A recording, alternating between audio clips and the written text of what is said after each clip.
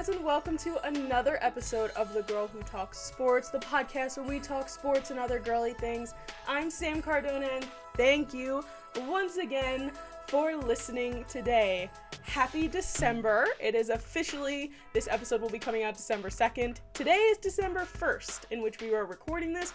So happy December, and for this month, obviously, if you guys didn't tell, the theme music is a little different. We're going to be doing our Christmas intro for the rest of the month until January. Hope you guys enjoy that. So I'm super excited for this week's episode. We had AMarie Castillo come on. She is a member of the Brawl Network.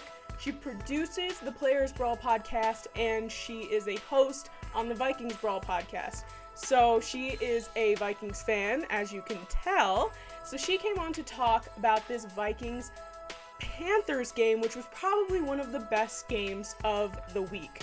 But of course, we also talked Bears Packers, we talked Chiefs Bucs, we talked Giants Bengals, and we talked about the Broncos quarterback situation.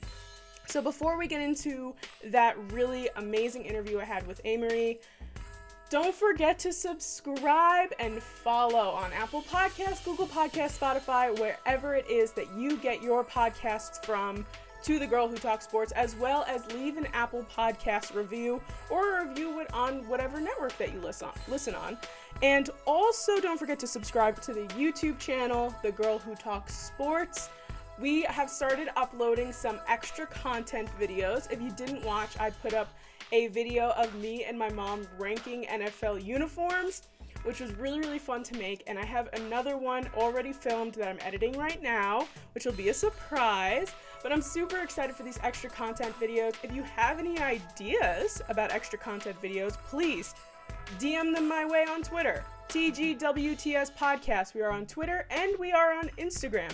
DMs are open on both social media platforms, so don't forget to follow there as well. Okay, I think that is all the plugging for today. Before we get into this interview with AMarie, the game that we don't talk about, because obviously it hadn't happened yet during the interview, was Eagles Seahawks. So I just want to do a quick little shout out about the NFC East. As you guys, many of you know at this point in time, I am a Giants fan. So the fact that the Eagles lost to the Seahawks yesterday, which was an interesting game to say the least, it was perplexing and ridiculous. But because the Eagles lost, the Giants officially are in first place in the NFC East, and I could not be more excited. Unfortunately, Daniel Jones is hurt. I really, really hope that he has a speedy recovery, but now Colt McCoy, it's up to you, pal. It's all up to you. So I don't want to get too much into this game because AMarie and I do talk about it in our interview. So without further ado, here is the interview with AMarie Castillo of the Brawl Network. All right, everybody, welcome to another interview on The Girl Who Talks Sports. Today, we are so graciously joined by AMarie Castillo. Woo. Please let us know where your podcasting is and things that you do and stuff like that. Give us some plugs. Give us some plugs. Yeah. Hello, I'm AMarie. I'm based out in New York. I like to say that because, everyone just associates you with the teams you work for and cover for. I'm based out in New York. I'm actually a sports comedian, which I like. This is a new genre I'm starting, so that's why I like to open up with this. I like it. I've been a professional stand-up comedian for 10 years in New York City, and I decided I was trying to figure out what I want to do with my stand-up career, and I was like, sports are my life. So, and a lot of stand-up comedians don't talk about sports, which is crazy because there's so much material there. Sure. So my whole act is transitioning through 2020, this crazy year, even though I can't perform, into all sports-related material and content. But other than that, I work for the Brawl Network, covering for the Minnesota Vikings. I work with every week it's like a new former Minnesota Viking, and I could cry. I'm trying to be cool, guys. You don't understand. Lifelong, 34 years old, diehard Minnesota Viking fan. And I thought I was just going to cover for them, but now I'm working with a lot of them, and I'm like trying to keep it cool. It's a dream come true. But I work for the Brawl Network. It's awesome. I cover for the Vikings Brawl, and now I cover for, it's called the Players Brawl. It's all under the Brawl Network. And the Players Brawl is really cool because I produce a podcast for 2 former Minnesota Vikings, Aaron Henderson and Jamarcus Sanford. And basically they interview a wide range of athletes and coaches and other people in the sports industry to give their story. And it's really inspiring, cool. It just launched today, so that's why I wanted to promote it. Oh, awesome. Other than that, yeah, I'm really excited. And Vikings Brawl. And I have some other projects coming up, but just follow those 2 for now. Well, we obviously have a lot to go over with this Vikings game, which I'm super stoked to have you on to talk about because it was insane. Absolutely. Like, I was watching this game and I stood in front of my TV with my hands on my hips, like the crazy people, and just were like, this is absolutely insane. So, like, what was going through your mind? You know, the Panthers get down the field. They're about to kick this field goal. They may or may not win this game. Like, what's going through your mind? I mean, you know, one of my goals with my platform and my brand is I'm trying to reprogram the traumatized Minnesota Viking fan base. And so I think we expect this to happen after an amazing high tempo, great drive that Kirk and the offense gave us. And then we're like, oh, there's still time left. We're going to lose. Like, that's how just like Minnesota Viking people are programmed. We just can't just finish the job or make it easy. What I was most concerned about was obviously them getting into field goal range and us giving up big plays, which has been a problem with our young and injured defense this whole entire season. We've been, it scares me because between the Cowboys, we gave up a huge 4th and 10 towards the end of the game. And against Seattle, we gave up a huge 4th and 10 towards the end of the game, which both caused us those losses. And when Teddy threw down and got that huge gain, I was like, okay, we're going into field goal range. This is great. I can't watch field goal kicks anymore. So like, you should have seen me up because I have like on game day, I have like my TV going, my laptop, and I'm like, and there was wide left, and that kicker is a very good kicker. So I was in shock, and that's the football gods are on your side at that point. That made no sense that we won. Yeah, no, I mean, I was expecting that to go in as well. And when it didn't, I was like, a 1-point game. It comes down to the 1 point, but a win is a win. Win is a win, and for how terribly our special teams and our defense held them to 10 points. It was our turnovers and that, you know, that last drive that got him points. But I thought I was proud of the Vikings for most teams can fall apart. And this is the Kirk I want every week when he comes out confident. There's 2 Kirks. Yeah. You have seen this many times as in the NFC East, but I'm just like, that last drive, even though Carolina is probably playing a little prevent defense to run some time off the clock, I'm like, why can't we play this high tempo of an offense all the time with all of our weapons? I don't understand. So, but a win is a win, and that was a huge win to still have a chance in the playoffs. Yeah, so like this division is something insane. So what are you thinking in terms of the NFC North? I know we were going to mention Bears-Packers from Sunday night. Oof, I just feel for those Bears. Oh, yeah, I know. But, like, you know, in terms of division, like, how are you feeling? Are you feeling confident? Do you think that there's any way you guys can maybe get the wild card? Like, what are you thinking? Definitely. And I think I don't worry about other teams. I always worry about us and playing each week. I think all the remainder of our games, the only game I'm really nervous about is Saints on Christmas, because that's become a rivalry and we've had their number. And I believe like sometimes you're like, oh, wait, it's their time. We've stolen 2 big games from them. It's their time. And they are playing exceptional. Very winnable games if we stay healthy, which we haven't been. But I think there's a very good chance that we're going to be okay. We're going to be in the playoffs now. Oof, this has been, I think I can't just speak for the Vikings. It's been a tough year on injuries for everyone. I mean, you're a Giants fan. Holy guacamole. Yeah. Oh. But as for the Vikings, it's just so crazy because before the season, we were projected to be way better than majority of not way better, but like the leading team in our division, especially how we've been the last couple of years. And the Bears don't overlook them either with their defense. But Aaron Rodgers is unreal right now, and I think he wanted to prove a point, and drafting Jordan Love lit a fire up his ass. And so I don't know. Obviously, we stopped them though, and we beat them 2 weeks ago. But I think that, to be honest, I don't think we will win the division. I am rooting for my team to win the division. Yeah. But actually, we've won majority of our division games so far, and we still have the Lions and Bears one more time. So I actually think it'll come down to us and the Packers, because I don't think the Bears are going to get it together. Oh, God. And the Lions, let's be honest, the Lions are done. Yeah, and they just lost their coach, so they have to go through a whole rebuilding Which process. sometimes that lights your fire. That's what happened. I think that's what happened to the Falcons this year. Right. But Yeah. they're just a mess. It's So I do feel bad for the Bears as well. And like when I was watching them last night, I don't know, I never feel bad for the Packers. I just can't stand them. I don't know if you feel that way in your division. I never mind the Lions, and like the Bears, like it's only the Packers I can never empathize with. Mm-hmm. So yeah, I think that we're gonna be fine. It's gonna come down to us or the Packers, and obviously we've shown we can beat them. Yeah, absolutely. And you were talking about, staying healthy, and yesterday you guys didn't have Adam Thielen, and you guys did get the win, but do you think that it would have been a much different game having him in the game? I always think it is, because he's, one of our star players, and Dalvin, Carolina did a good job about containing Dalvin. This is another concern I have of mine with Gary. I was really excited about Gary Kubiak when he became my offensive coordinator, especially because we don't have continuity on the Vikings between our offensive coordinators and our quarterbacks.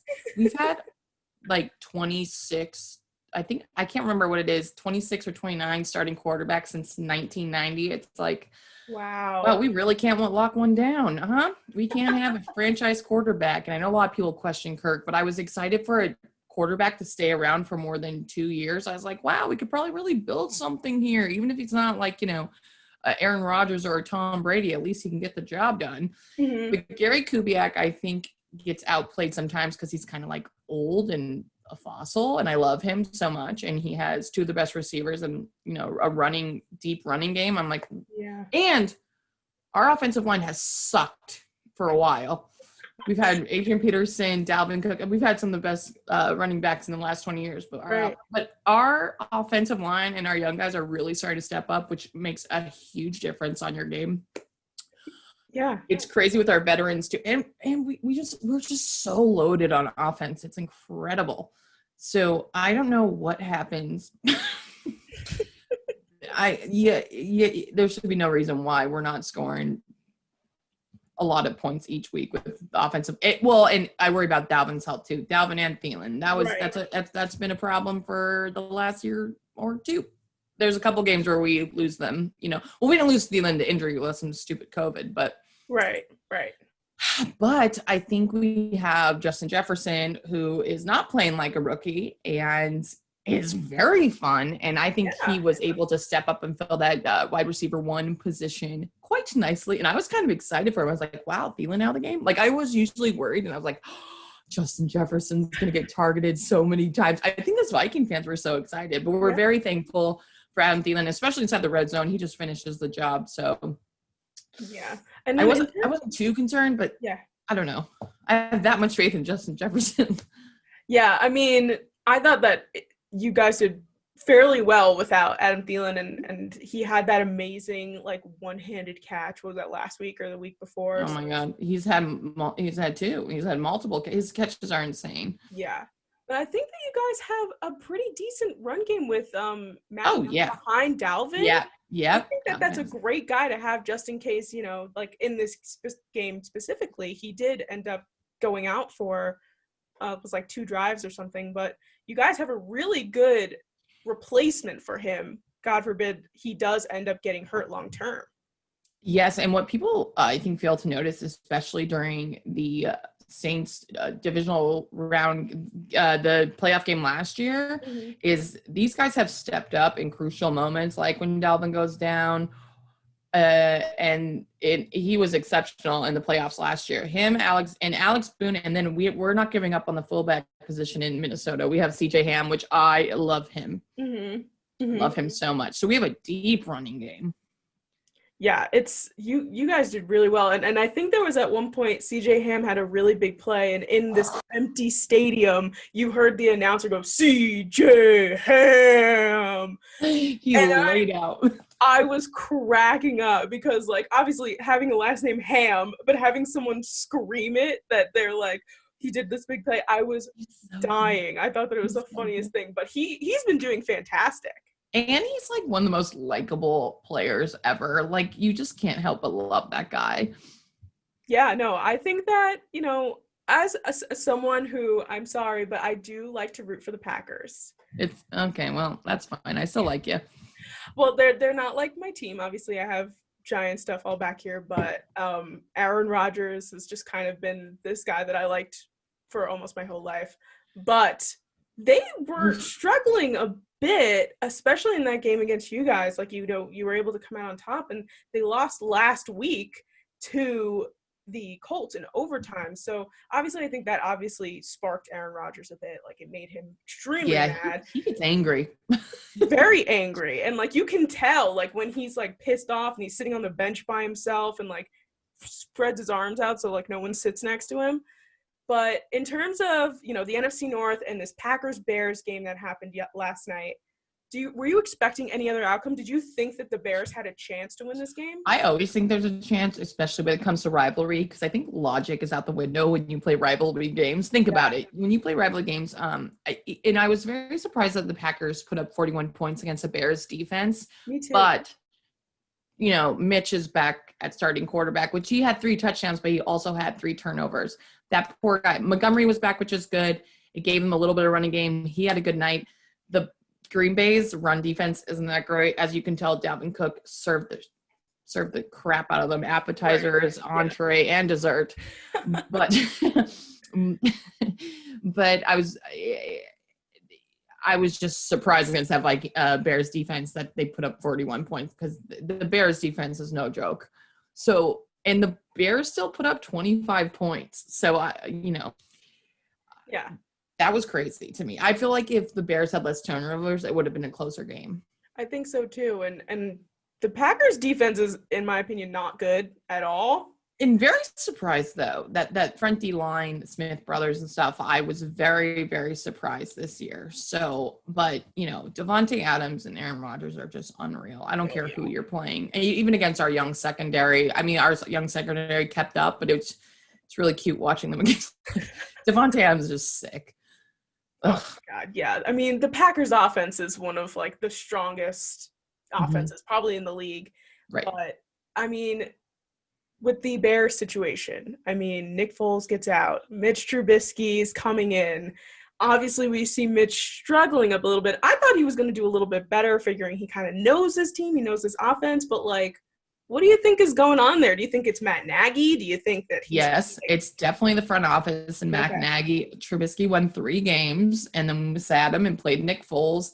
Everyone has this huge thing about Nick Foles because what he did on the Eagles, and let's not bring it up. And also, I think that was a revenge game for the Vikings. Just got to put it out there. We wanted that from 2017, buddy. So I think it's when it comes down to it is obviously the same problems keep happening. And they kind of have the same problem with us when it comes to quarterbacks. It's like, okay, you drafted 10 tight ends, but you can't get us a solid quarterback.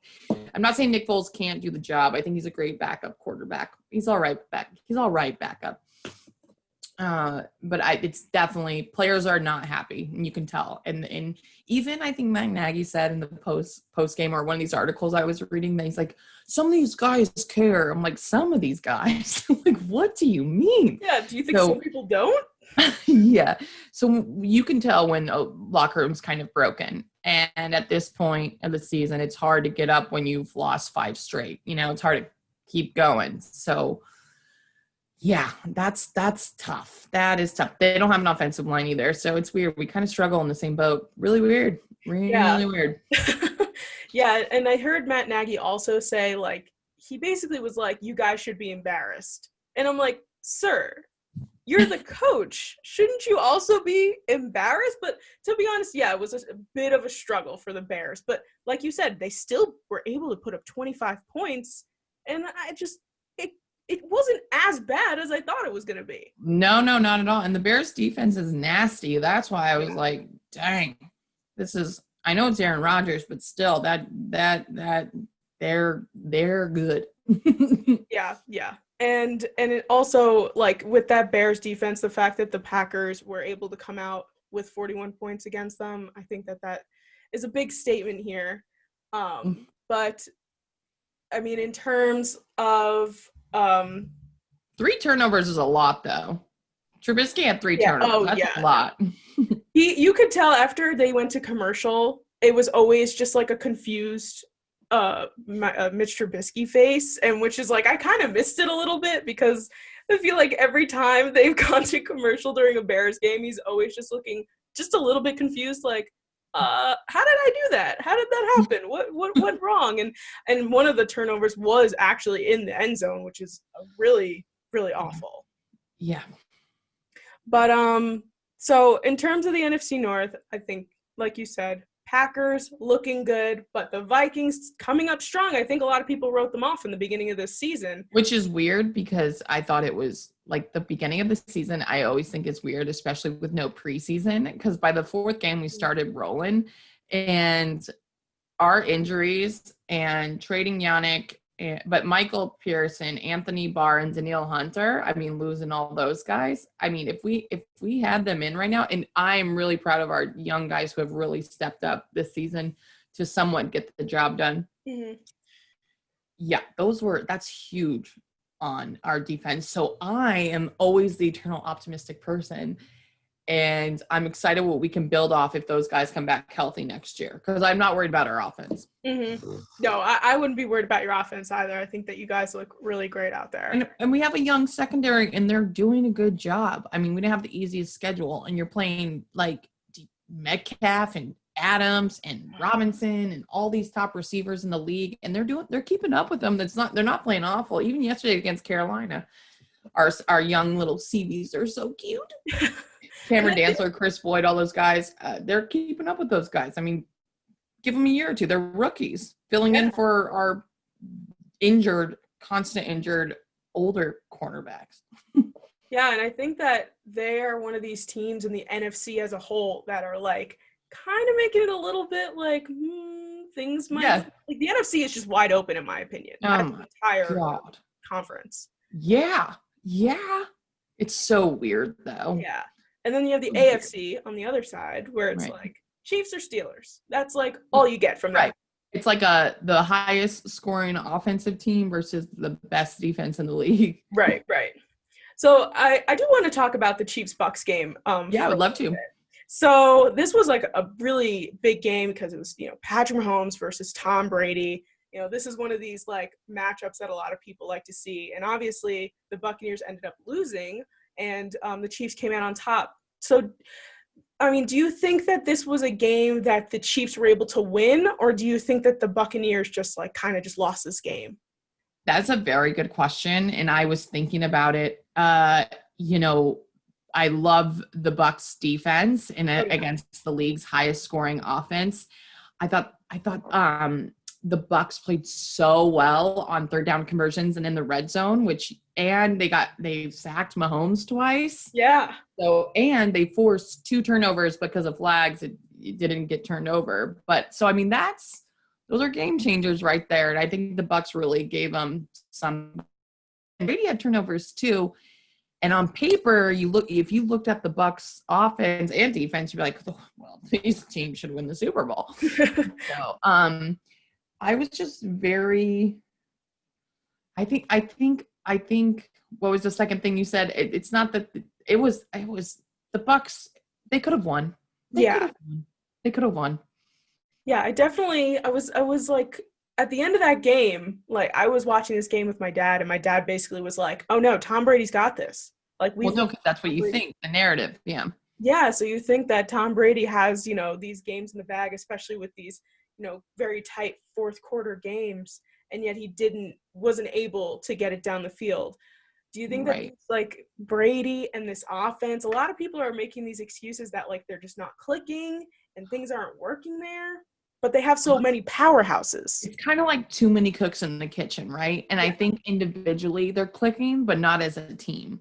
Like Mike Evans had put up big numbers. Rob Gronkowski had his first finally game where he I love you. I love Gronk so much. He had 100, receiving yards plus, I think. And so I think individually they're clicking and you look at the stats, you're like, well, it looks like they did so well, but they're not a unit. And Brady's had so many turnovers. I think he's like 5 away from matching Jameis Winston last year. So, buddy, we gotta get this together. But they still are gonna have a chance to make the playoffs. Yeah, I definitely think that the Saints are gonna win the NFC South, but the Buccaneers are definitely gonna hightail it in there on the wild card. But yeah, I mean, as a Giants fan, I've hated Tom Brady my entire life, basically. Like he gave you 2 Super Bowls, though. Yeah, he did. And like I almost have been like, it's not fair that Tom Brady is still this good. But yet it seems like people have this conversation every year.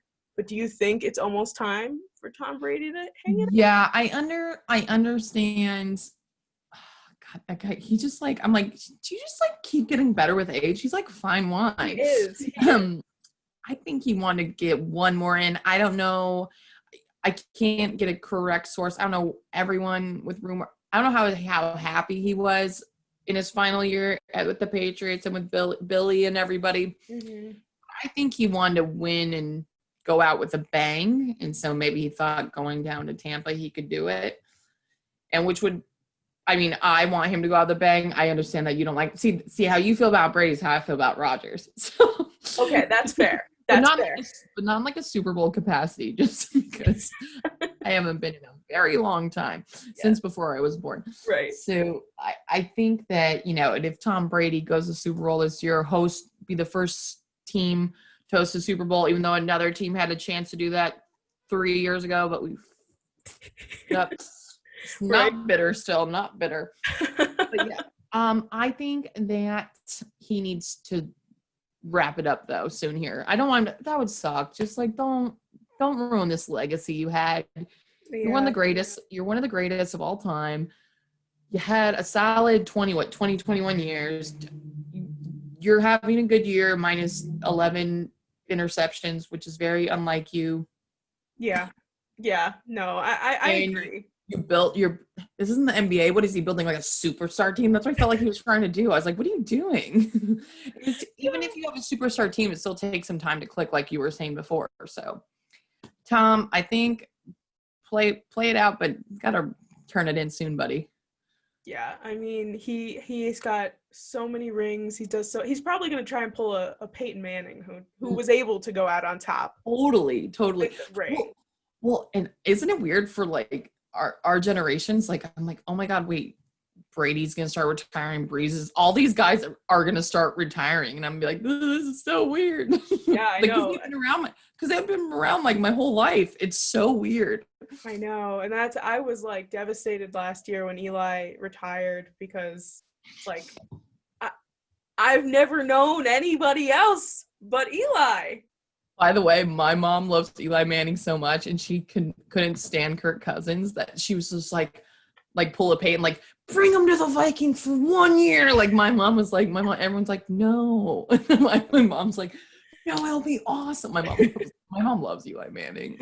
Yeah, I mean, like, he's like one of those people too, where like I've never met anybody that like hates Eli Manning. You can't really hate the guy. Never. The Mannings in general. Oh yeah, like it's just like he's like the guy, and like they're big doofy guys that are just like, we're just here to play football, and they just do their thing, and like, so I totally agree with you though that like Tom Brady, you're doing good and you can still go out on top, but I feel like if he keeps pushing it, it's just gonna get bad, and you don't want to see him get bad. Tom Brady, you want to go out on top. You're still the GOAT, like him or not. He's one of the best players ever.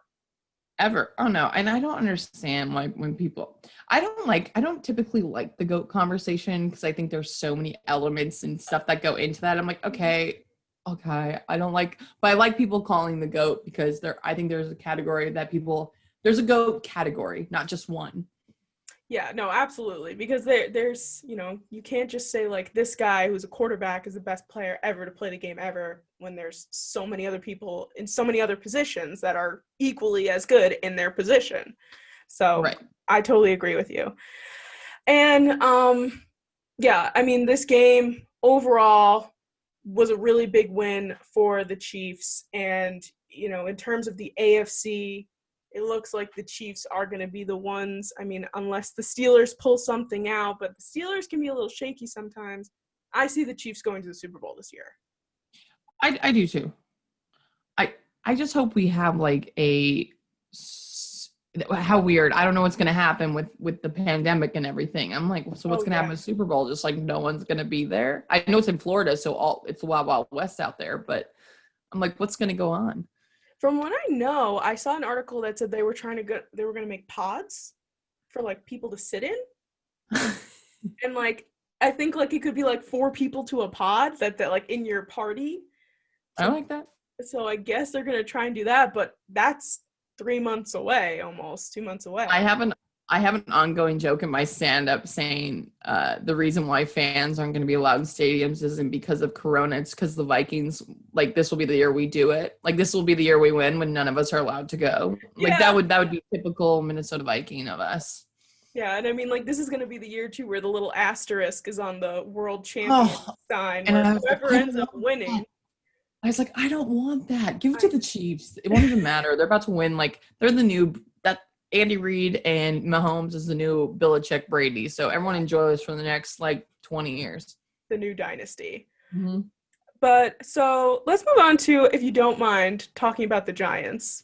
Of course not. Of course not. So this was another, you guys won by 1. We won by 2, and it was to the Bengals. So, and to be honest, I was going into this game very excited. Not that I was excited Joe Burrow got hurt, because I absolutely love the man with all my heart, but I thought we have an advantage here. And yet the Bengals still almost beat us.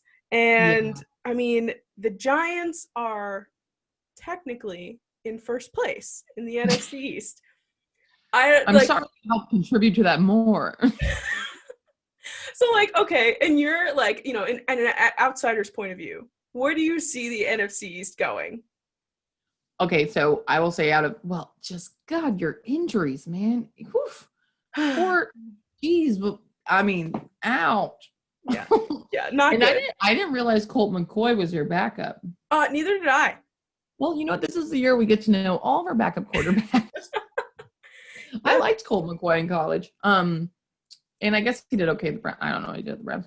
But I watch out, all of you. Washington's defense is something special. And I was like, dang, the Redskins like defense is like legit. Yeah. Legitty. And maybe Alex Smith and this offense is getting together. So I think that's the only person you have to worry about. Dallas, whatever. I mean, I'm not taken away from Andy Dalton or anything, but that was so stupid that we lost to them. It's so stupid. Yeah, no, I don't know how that happened either. And I was upset for you because I wanted the Cowboys to lose. No. It's called attitude, and they came out to play, and they played physical, and they wanted to win. We let Zeke eat all day. It was insane. Okay, I'm over it. Back to the NFC East. I think Washington is like the scariest team to me in the NFC East. Yeah. Eagles are a mess. The Cowboys are weird. Andy Dalton's good. I mean, CeeDee Lamb will be amazing at some point. Now, obviously, Amari Cooper and Zeke Elliott. If he's not fumbling, he's a pretty good running back. But I don't like his ego. Sportsmanship. If you guys had Saquon Barkley, and I'm not sure how your defense is doing, I'm going to be honest with you. I was trying to watch your game yesterday, but I was distracted by my craziness and my game. Literally, I had your game up on my TV, and as you can tell, that Panthers game was so crazy, I couldn't even take my eyes off. That's totally I should have watched your game instead. It probably would have calmed me down, but then that sounded like a nail biter as well with 2 backup quarterbacks. Yeah. Colt McCoy is a good, decent backup quarterback, I assume. But Brandon Allen came off the practice squad for the Bengals because they are just out of everybody. Right. I mean, it's insane between all and the Broncos. Everyone pulled off their practice squad. That's insane. So I would just be I'd be a little worried about the Washington Redskins. I think they're going to do it in a weird way. I don't know if it's possible. Who's in second? The Washington. Yeah, it's gonna be between you two. Yeah.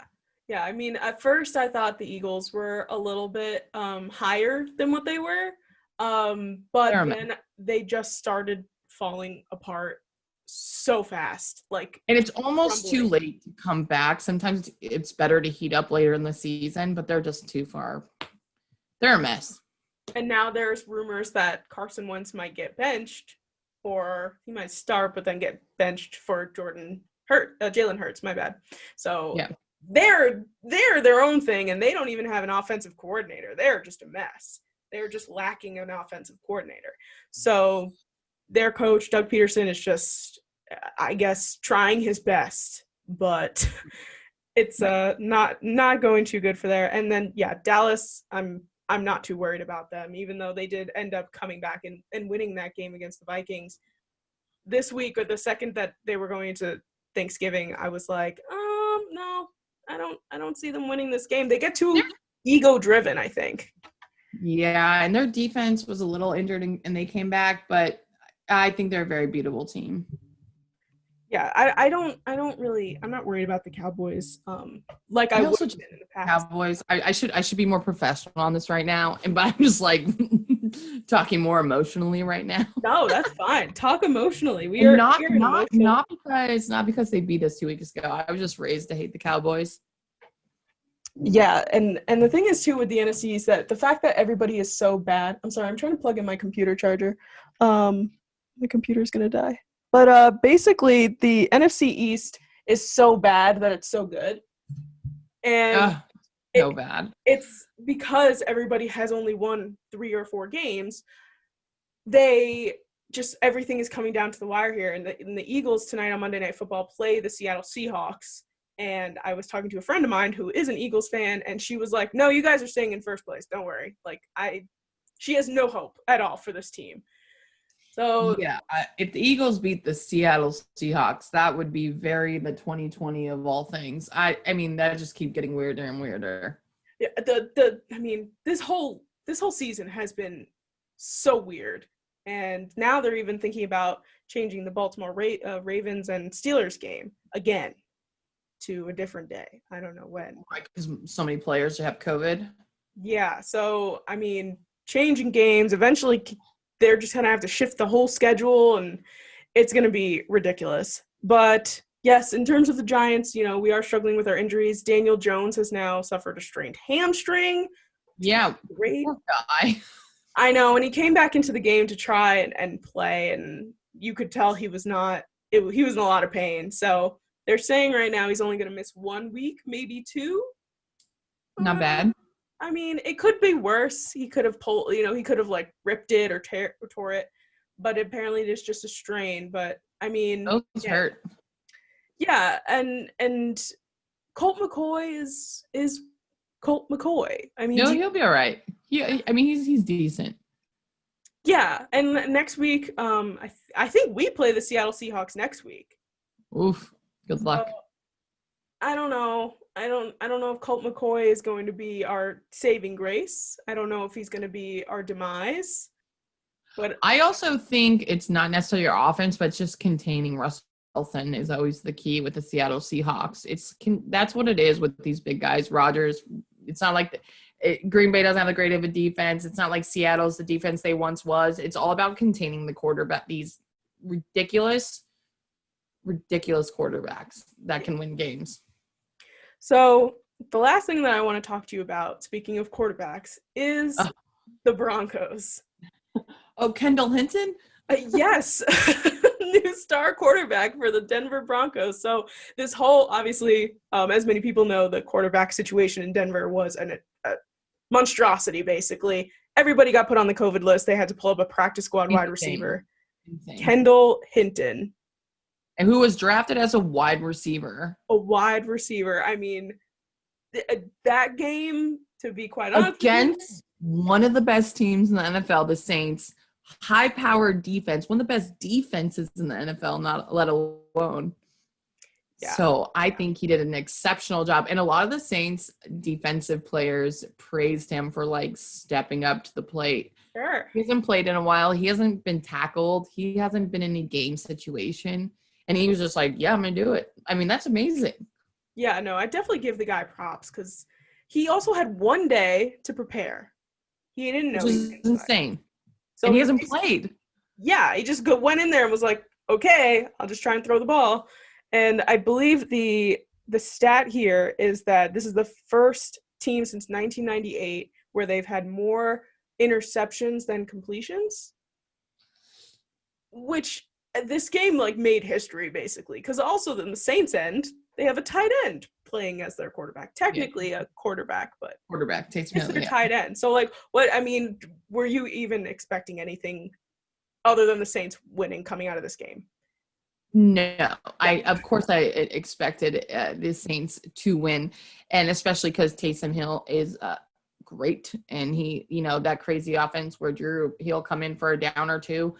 Their offense, they're just a pretty sound team. That's another team I can't stand, but credit to them. And I mean, put up 31 points for how many turnovers the Broncos produced. I think that was pretty reasonable, and at least they didn't get shut out. At least they got a field goal. Yeah, I mean, that's when I saw that 3 points up on the board, I was like, oh, good for them. I thought this was going to be beyond a backup third string quarterback. This is a guy who hasn't played in years and literally not even a quarterback off the practice squad.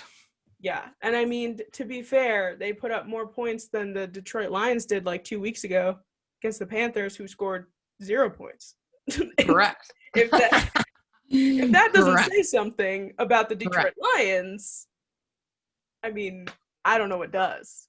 Right. And I know Drew Lock is coming back next week, so I don't know. But I maybe keep that guy around, though. I mean, the fact that he stepped up shows that he's a team player, and that maybe give that guy a shot, man. Yeah, why not? And not quarterback. Throw him a wide receiver 3 or something. Give that guy a shot. Yeah. I also saw that the Broncos asked the NFL if their assistant coach could play, because apparently they had a coach that had played in college at quarterback, and they were like, hey, can our coach play? And they were like, no, coach can't play. He's not a player. Man, they were really desperate. Oof. Yeah, because they couldn't even sign a free agent because they would have to go through COVID protocol. And right. Oh, that's you're so crazy.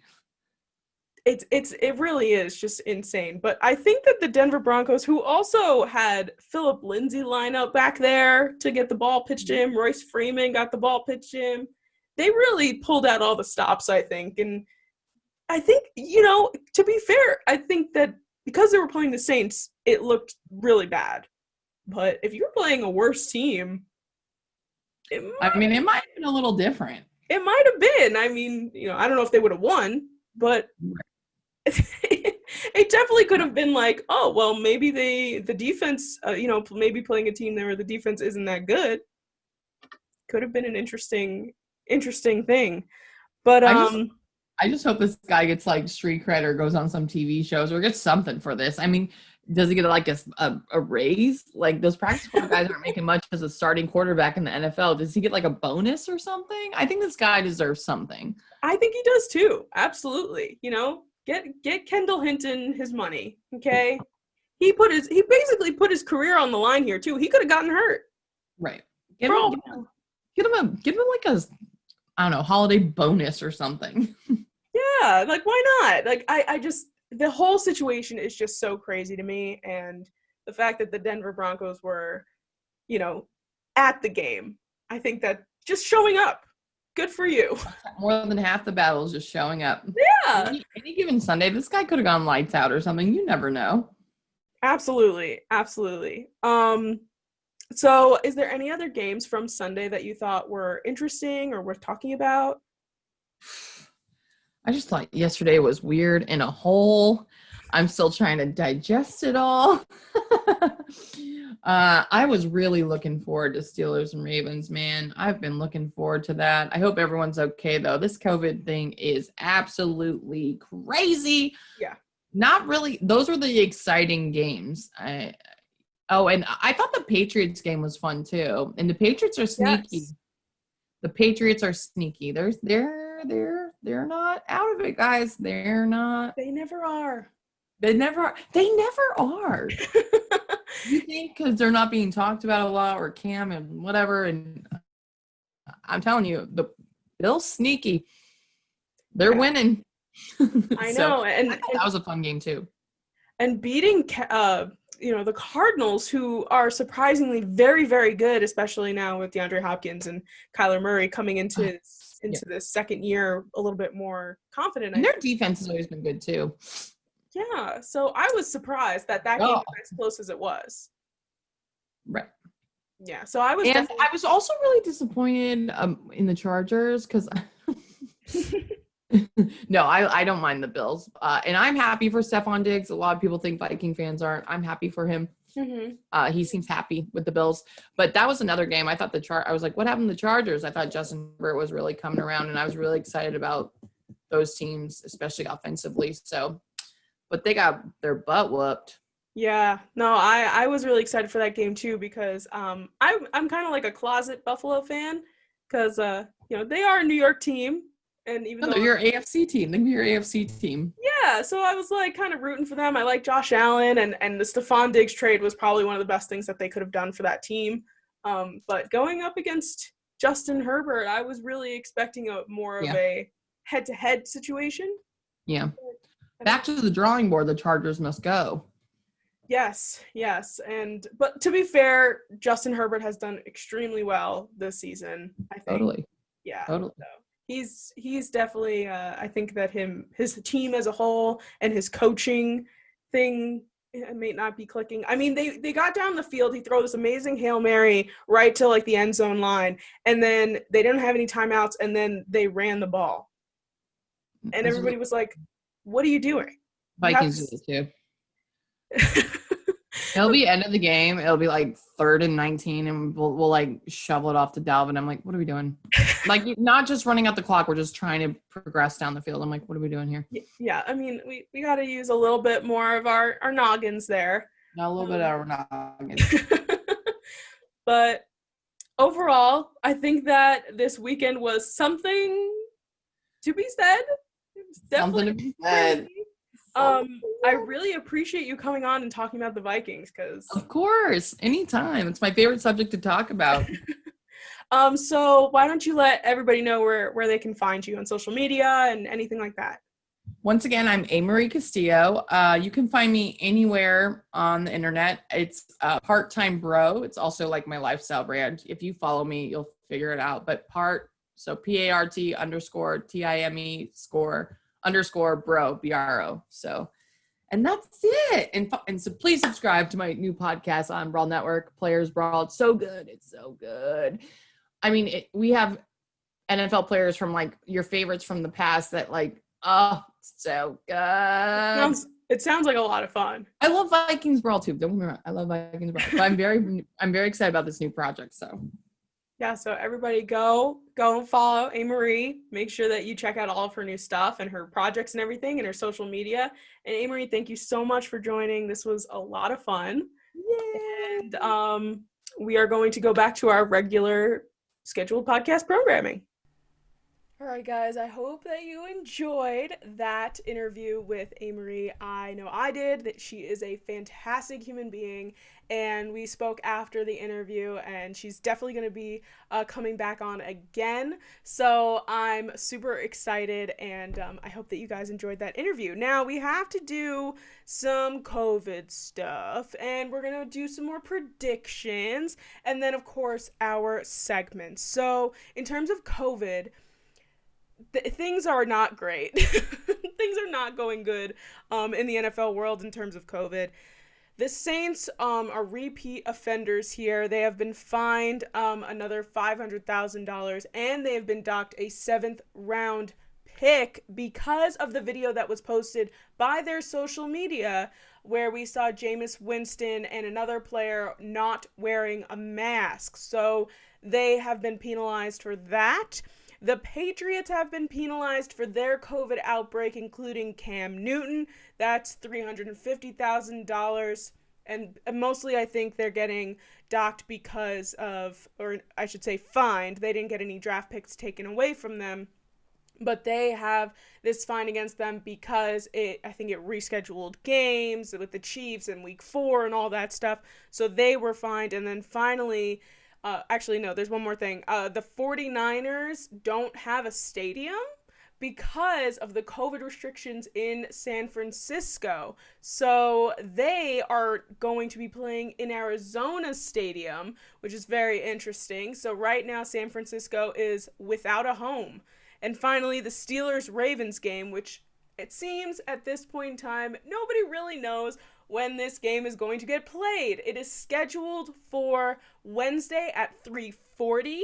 It is so early in the day because NBC was scheduled to broadcast the Rockefeller Center Christmas tree lighting, which they committed to, therefore they cannot change it, and apparently that is more important than the Steelers-Ravens game. I will just leave it at that, but Steelers-Ravens is still scheduled for 3:40 on Wednesday.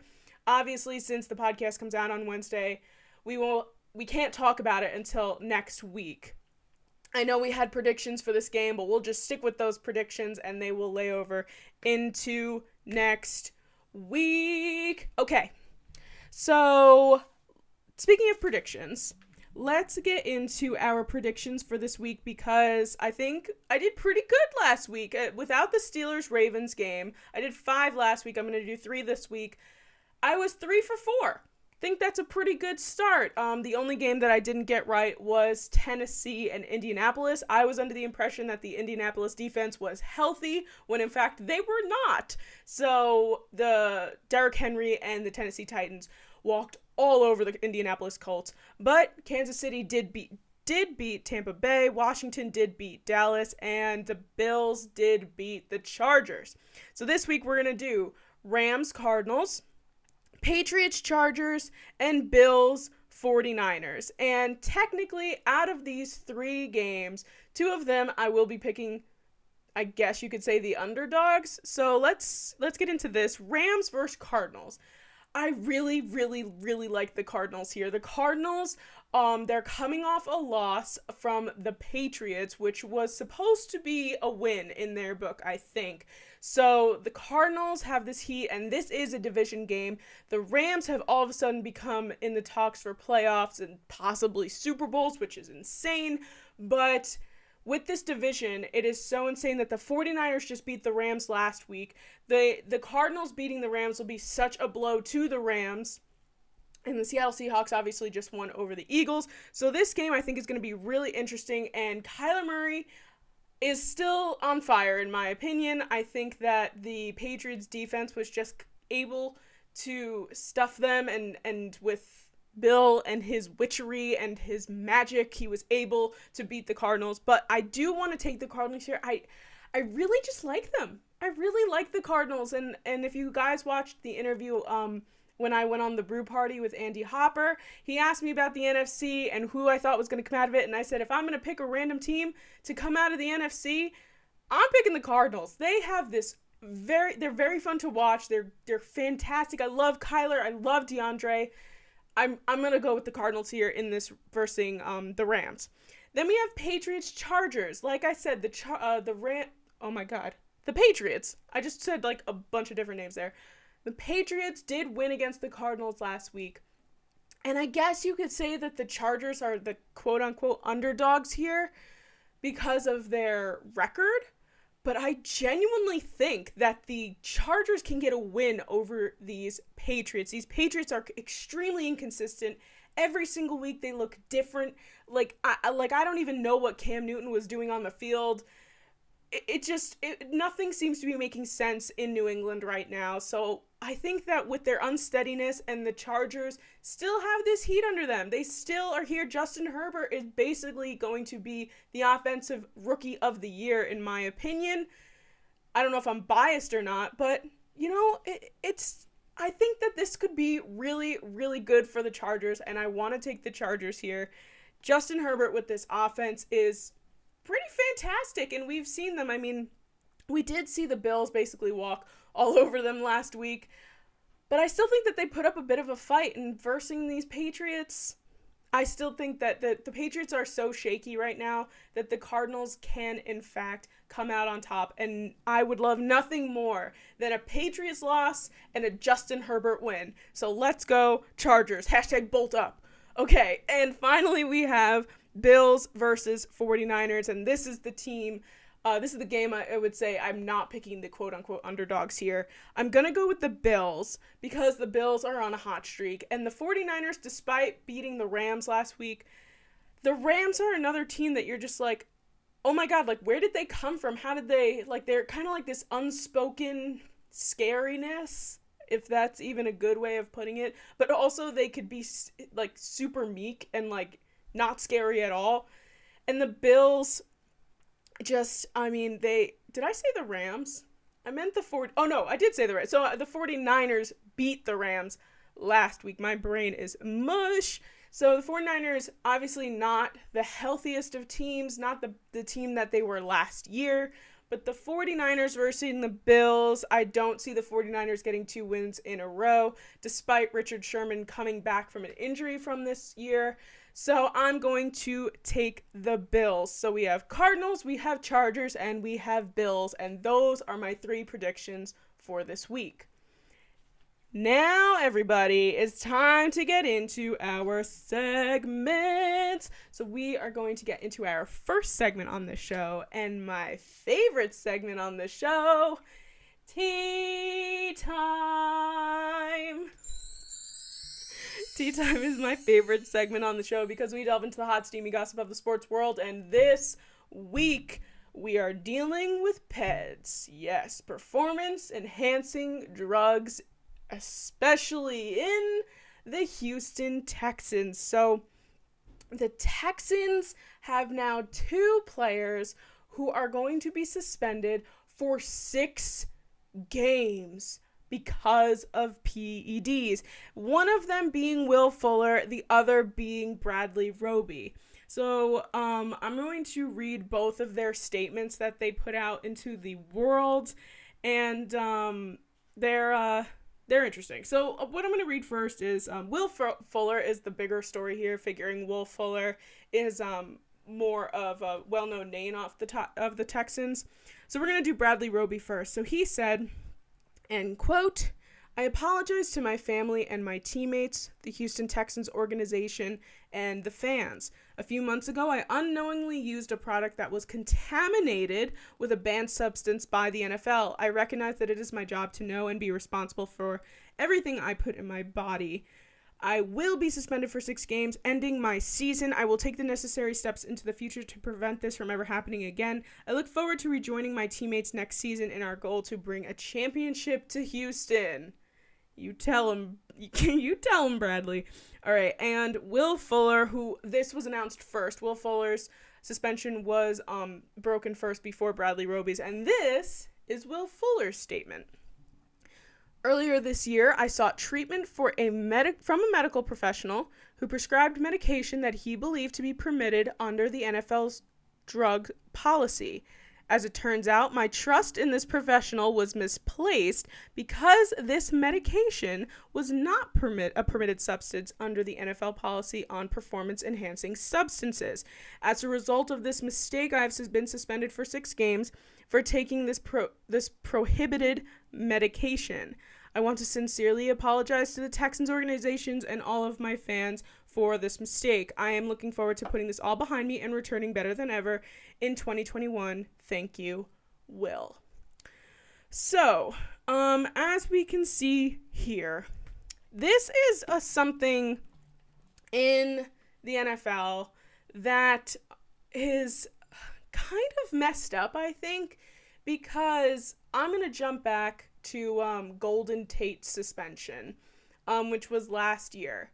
And when Golden Tate was suspended for performance-enhancing drugs, he was taking a fertility medication to have a baby with his wife. And they said, hey, there's something in that medication you can't take because if it's on you can't take it on the drugs list for the NFL. He goes, oh my God, I'm so sorry. I had no idea. I will stop taking it immediately to stop from starting my family. And the NFL still suspended him. The same thing happened with Taylor Lewan last year from the Tennessee Titans, who was taking vitamins given to him by his trainer.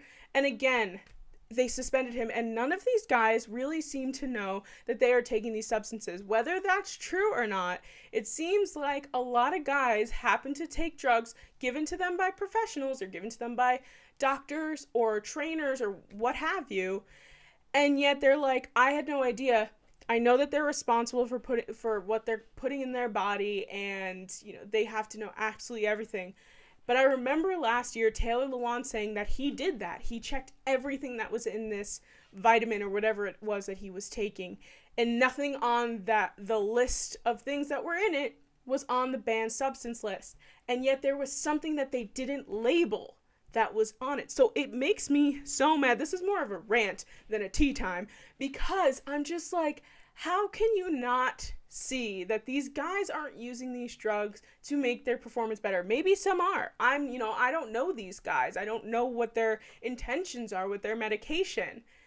But it seems like Golden Tate, who was taking a fertility medication so that he could have a baby, he wasn't doing that to make him faster or to be stronger. He was doing it to have a baby with his wife. And the same thing here, I don't know what the story is with these guys. They might have been just taking it because they wanted to be better at their game, and what happened to be in it was banned.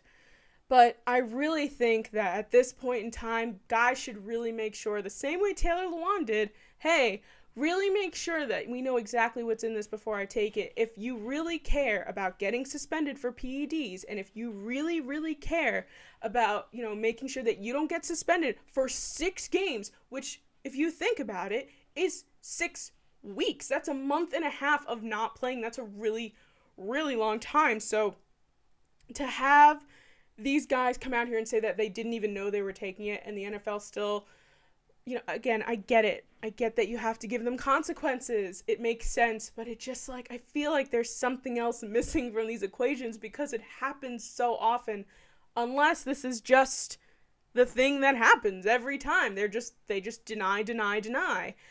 But I'm a very trusting person. I want to believe that what they're doing is not because that they want to get better at the game, but rather because they thought that it was going to be good for their bodies. So I digress a bit here, but our tea time here is that the Texans are, for lack of a better word, screwed. They have, apart from Will Fuller, they also have Randall Cobb, who's on injured reserve, and Kenny Stills was quote unquote mutually released. I have no idea what that means. So the receivers for the Texans are just kaputs. They're gone. They're finished. So Texans no longer even in the question here at all. I think that the Texans are just off the board. But yeah, so that's our tea for this week. I got a little emotional there. I apologize. But that is our tea for this week. Let's get into our Let's Talk About It segment. So on our Let's Talk About It segment this week, I ran a poll on my Twitter, TGWTS Podcast. Give us a follow on Twitter and on Instagram. I ran a poll on my Twitter that was directed at, basically anyone, but New York sports fans or people who live in New York.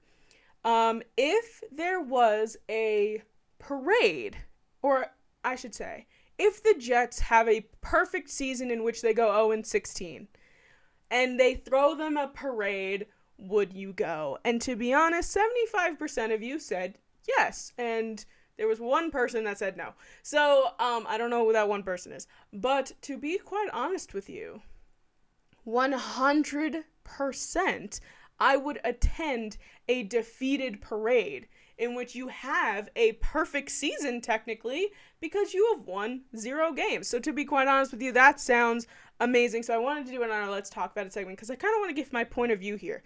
So let's say you're a Jets fan, okay? Let's say you have yet to experience the bliss of winning a football game this year. You continue on with your season, right? And it ends 0-16. You have won 0 games, right? What would make you happier than celebrating the fact that you won 0 games? I know that it sucks. I know that you don't want to win no games.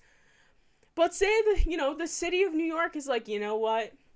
We know you've had a hard year. We know that you're struggling with your coaching situation, with your staff. We know that it's getting real rough out there. Why don't you enjoy? Also, by the way, this is COVID. If COVID didn't exist right now, I'm not saying have a parade right now during COVID. But the city of New York says have a parade. Just enjoy being a Jets fan, because the Jets fandom is probably one of the most loyal fandoms in the NFL. They are so flippin' loyal, because even the Browns fans, you can tell they're embarrassed to be Browns fans. But New York Jets fans in particular, are so loyal, and they don't put paper brown bags over their heads. They're like, heck yeah, I'm a Jets fan. Do you ever see a Jets fan? You never just see them wearing like just a hat or like just a t-shirt. They always have the hat, the t-shirt, the sweatshirt, the lanyard on their car keys, the keychain. Like, they are always decked out in Jets fans. Like, they don't care. So what better thing to do than just celebrate the fact that you're a Jets fan and have a parade? Just do it. Nike, swish. I think that would be really good. And even me, not a Jets fan, I mean, my dad's a Jets fan. I'm in the midst of it all. I still live in New York. I still root for New York teams. That's why I'm a closeted Buffalo Bills fan and a closeted Jets fan. I still want these teams to win because I'm from New York. So I just think that it would be probably one of the best things that you guys could do is have a parade. It really is. And I think the Cleveland Browns had a parade once for going 0-16 a couple of years ago. Just go for it. I think that 100% every team that is 0-16 or doesn't win any game in a season, and the NFL, fund it. The NFL, listen to me, fund that parade. Give them something exciting. Give them something to look forward to, because you know what? If you see your team at 0-11 and you're just like, you know what? Well, if we lose, at least we get a parade. I'm just saying. So anyway, that is our Let's Talk About It segment for this week. I know we're going way over our time, as we have been these past couple weeks. But you know what? I like doing these interviews, and I think that they make the episodes a lot more interesting. So finally, let's do our tweet of the week. And when we do our tweet of the week, we will do our feel-good story, and then we will say goodbye. So this week's tweet of the week, I know I have it here somewhere in my camera roll. Here it is. So as you guys know, and like me and AMarie talked about in our interview, the Broncos quarterback situation was not ideal. They had no quarterbacks. They were all on the COVID list. They had to pull up a practice squad wide receiver who was basically working in sales last week and just jumped right into being a starting NFL quarterback. This week's tweet of the week goes to Mr. Von Miller, who we haven't seen this season, unfortunately, but he tweeted out, it's so funny. He said, "Been waiting my whole life for this moment. Von Elway. I'm a passing QB, don't need to run much. Ankle is good for QB." And to be honest, that is fantastic. To have Von Miller going, yeah, I'll start. I know I'm injured. I know that I can't run that much, but I'll be your QB. I'll just throw the ball. And the fact that he refers to himself as Von Elway, obviously comparing himself to John Elway, who used to be a quarterback back in the day for the Denver Broncos. Just amazing stuff. I love when players tweet out, and that's why we have our Tweet of the Week segment, so that we can give them the recognition that they deserve. So finally, guys, let's get into our feel-good story of the week this week. And oh my God, what a fantastic feel-good story we have for you guys. So, I'm sure many of you guys have heard about this. I have been singing this woman's praises since we heard about this news. Our feel-good story of the week this week is the fact that Sarah Fuller, who is a Vanderbilt soccer player, made history and became the first woman to play in a Power 5 game in college football history, which is so exciting. Vanderbilt had their kicker on the COVID list and didn't have a kicker, so they reached out to the Vanderbilt soccer team, or the women's soccer team in particular, which is very, very good, and they asked Sarah Fuller to come and be their kicker for this game, and she said yes, and I'm so stoked that she said yes, because this is a win for women who want to play football, not just talk about football everywhere. So, unfortunately, Vanderbilt sucks. So they lost 41-0. Sarah Fuller did not even get a chance to kick a field goal, which I think would have been impeccable, but she did punt and made that history there. But Vanderbilt was versing Missouri. Like I said, a 41-0 loss, but I think that this is a really big deal. It's not Sarah Fuller's fault that they lost. They're 0-8 for the season. Vanderbilt just sucks. So she made history here. Her helmet said "play like a girl," which is not just a fun saying to say. In fact, it is a nonprofit.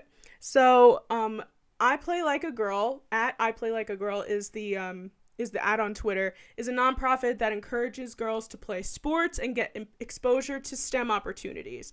So if you'd like to donate to I Play Like a Girl, it's iplaylikeagirl.org/donate, and it encourages girls to get out there and be more in the STEM, which is science and things like that, engineering, which is fantastic because we need more women in there. We need more smart women doing exactly this, and Sarah Fuller just being an inspiration to all women, not just in sports, but all women in general, is fantastic, and I absolutely, absolutely love it. So that, my friends, is our episode for this week. Thank you guys so much for listening. Don't forget to subscribe, follow on Apple Podcasts, Google Podcasts, Spotify, wherever it is that you get your podcasts from, and also on YouTube, The Girl Who Talks Sports. Give this video a like, turn on notifications so that you know exactly when I'm posting videos. I've been posting mini segments. If you just want to watch Tea Time, you can watch Tea Time. If you just want to watch recaps, predictions, I'm putting them all up in separate mini segments, and I'm putting up extra content now. So give the video of me and my mom rating NFL uniforms a watch. It is quite funny. My mom is a very funny person. And if any of you guys are mean to my mom, I will find you, and I will be extremely upset with you. I won't threaten you, but I'm super serious about that. But anyway, so make sure you subscribe to the YouTube channel and turn on notifications. And don't forget to follow on our social media. We are now on Instagram, TGWTS Podcast, The Girl Who Talks Sports Podcast, on Instagram and on Twitter. And I appreciate you guys so much for listening. Also, don't forget to check out AMarie's stuff on the Brawl Network if you're a Vikings fan or you just want to check her out in general. So make sure you guys do all that. I hope that you all have a fun, fantastic, sports-filled day. And I will see you guys all next week for NFL Week 13. Lucky number 13. Bye!